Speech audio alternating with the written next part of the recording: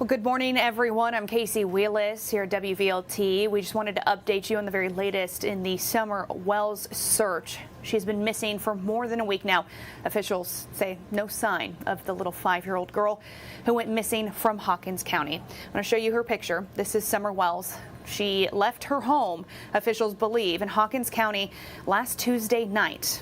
Officials have now been searching the terrain. They've gotten hundreds of tips, but nothing has panned out in the search for her there in Hawkins County. And we have had some bad weather come through over the last couple days. Today, that weather has calmed down, hopefully helping in that search. I want to show you a map of where this is, the Rogersville area, just close to the Greene County line here in East Tennessee. You can see it's a very a lot of mountains that makes this tough to search. Also limited cell phone service as well. Now, we are learning more about the family of Summer Wells, and it turns out that Summer Wells is not the first person, not the first member of this family to go missing. Her aunt also has been the center of a missing persons case since 2009. This is Rosemary Bly, the aunt of Summer Wells. Now, she went missing in Wisconsin, and here's what we know about this. This is August 21st in 2009, and according to a report, she left her home that night to meet a cousin at a bar about 5 miles away. Rosemary Bly told her husband that she would be back before midnight, but she never made it to her destination.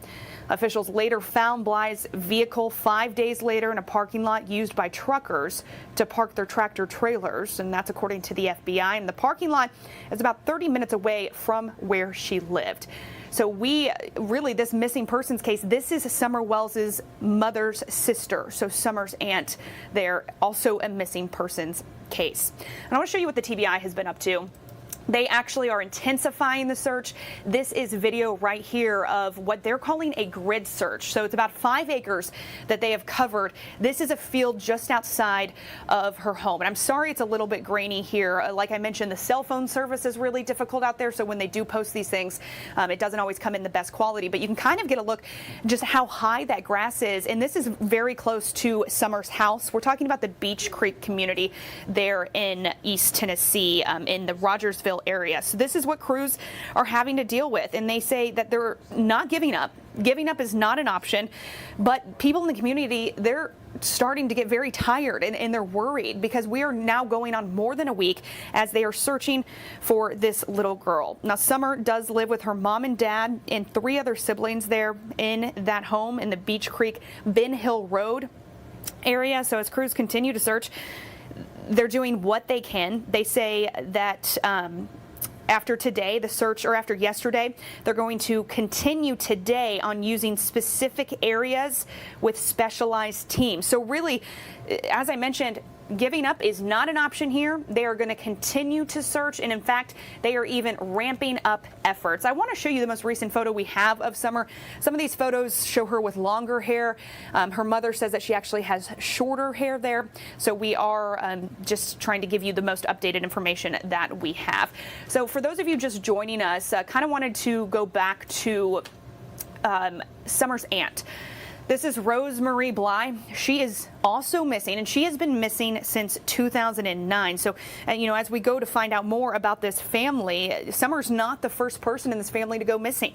Summer's aunt Rose disappeared in Wisconsin on an August night. She said that she was going to meet a cousin at a bar about 5 miles away, and she's told her husband she would be back before midnight, and she never made it to her destination.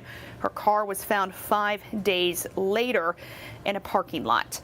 So we are just continuing to follow the very latest. We have crews in Hawkins County who have been up there talking to search crews, and this is tough for them. A lot of them have children as well, and so it's very hard to think that this little girl might be in the woods somewhere, or we're just holding out hope that she is going to be found safe.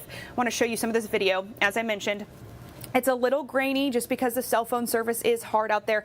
These are all professionals that are searching. The big thing that the sheriff out there in Hawkins County has wanted to get out is that, yes, they want help for tips, but since it is such a rough terrain, they do want to leave the search up to the professionals. And there's creeks and some other water ponds, things like that they've had to do dives in. I actually think I have a photo of that I can show you. But they are really just wanting to leave the search part up to the professionals, and then the tips and anything else that you might know or you might have seen to come through. Here's some of this. I showed you this the other day, but they really have divers and professionals going in, searching every avenue. And it's hard because there's a lot of overgrown vegetation, lots of mountains in the area. And of course, as I mentioned, that weather that we had come through earlier this week, they were afraid would have washed away some of the footprints or anything that might have led them to summer. Taking a look here at the home off Ben Hill Road. This is for some of you that have asked. Yes, they have searched the home. They have talked to the family. We've told you about her dad, Don Wells, who has suspected that she was kidnapped. He believes that she is not in this area anymore because he says she would have never walked away from that area. So crews, the Department of Children's Services, also with the family, kind of helping them cope through this and figure out what happened. I do want to give you TBI's tip number. It's 1-800-TBI-FIND if you have any information. Now, they really wanted to stress that they're getting so many tips, hundreds of tips, and they want to make sure that this is a tip if you actually know something, if you've seen her, not necessarily a rumor you might have heard on social media. They said if they get too many of those tips, it actually kind of slows down the investigation.